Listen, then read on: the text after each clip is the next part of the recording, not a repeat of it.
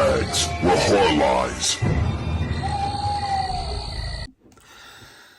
Hello, welcome to Bodybags. My name is James and I'm a Sunday night reviewer. I have to be a bit quiet this evening. I have a house full of people, so I don't want to disturb too many people. But I decided to do my review on Adam Green's 2010 Frozen. So this is, I think it's set in Vermont. It's set in Vermont on this fictional mountain called Holliston. This fictional mountain where Adam Green, his links to Holliston. And it's a group of friends as a couple and another guy. The two guys are very, very close friends. And the girl is kind of one of them. Minor details, one's a snowboarder, two are snowboarders, one's a skier, but well, the guys that they know how to ski and snowboard respectively, and the girl, she's like a beginner, very beginner snowboarder. But anyway, we join them, and they're trying to wing their way up this lift because it's quite expensive to get the ski pass. So they're waiting for this one woman one of the guys, he kind of gets on with this woman, and like he's done it before, but she's not there. This is sort of the guy, so they send the woman off, and she manages to get up there to pay some money to get up there, nice and cheap. $100, I think it is in the end, anyway. So yeah, they go up and they do some skiing, snowboarding, skiing, and go back, have some food and stuff like that. There's bits go on, and then you kind of like fattens that put some meat on the bone for like the backstory of the characters and things like this, and events which are going on. But they decide that they want to have one last run, and so I think it is that there's bad weather, so that they're kind of closing it slightly early, maybe, but they're like, so it's the same guy that kind of let them up there for this $100, and they're like, look, please, can we just do one last run? And he's kind of like, look, there's a bad weather, so I can't let you. And in the end, he agrees. So they're going up on their stair lift, and he gets called into the office. So there's someone else. He's like, look, there's three up there. You just got to hold on. So this other guy is waiting, and of course, three others come down. But he's kind of distracted. He needs to go to the toilet and stuff like that. But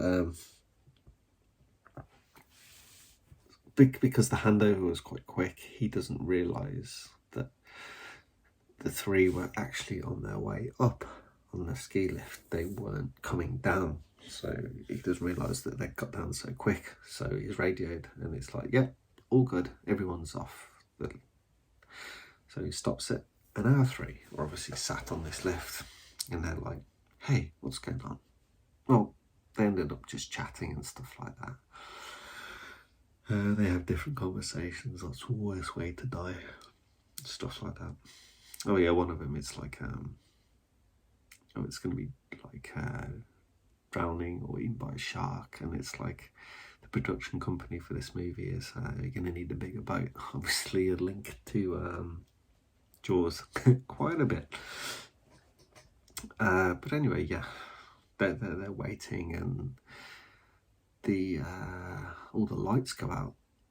They're like, whoa, this isn't good. They start freaking out a bit, and that's when the girl, she remembers that it's been on the kind of the tannoy system that Sunday night this is, and it's not going to be open again until Friday. It's like a weekend kind of snow resort thing. So they're really freaking out. And it kind of freezing temperatures, and this snowstorm hits like it was going to hit, and it's like really bad.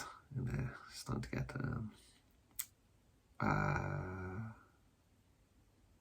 frostbite, things like this, and it's going bad. So the boyfriend of the girl, he decides, look, I'm going to jump, I can make this. And they're like, this isn't a good idea. It's like, look, I can make this. Jumps down, breaks both of his legs, pretty horrifically actually. So he's there, and they're trying to figure out how to get to him and stuff like that. And then these wolves come and basically just tear him to pieces eventually. So yeah, that's a pretty bad way to go. So yeah, we have more like going through about like the backstories of the characters, stuff like that. It's very like it's still like dialogue heavy movie, obviously. It's sounds strange to say contained horror when they're like stuck on this mountain, but they are. It's like they're stuck on this tiny ski lift, so it's very much a contained horror. So it's quite well done actually. Like how this all is. It ticks along quite nicely. And then our other guy eventually decides that he's got to try away, and he goes along the cable to get to one of the masts where they have the ladders. So he like climbs across and then goes down, gets the French ski board who was killed by wolves, and shoots down the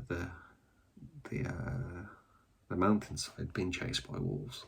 And then some time goes past, and yeah, it's not like she's like that. This has got to have to get down. But at one point, the ski lift somehow, kind of a little bit conveniently, got damaged.